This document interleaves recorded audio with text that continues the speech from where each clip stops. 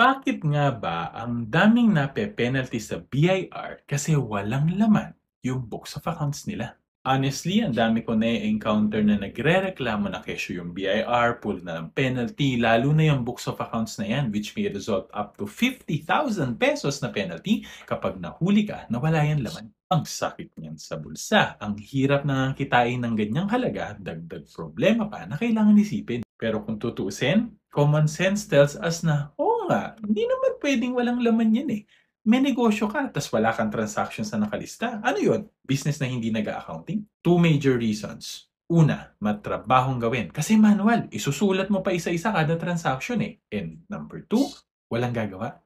Kaya nga sa mga clients ko, I highly recommend to them na mag-switch na from manual books to at least loose leaf. Digital na yung records kaya mas mabilis gawin, may additional pakinabang ka pa in doing it kasi may visibility ka sa finances ng business mo. So by using proper accounting systems like Xero, One Accounting, and Soho Books, you hit two birds in one stone. Compliant ka na, which will save you a lot of money from penalties.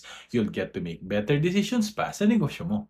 This is the power of accounting automation, and if you're interested to know more, send us a message. Lagi tandaan, basta accounting, i-automate na yan.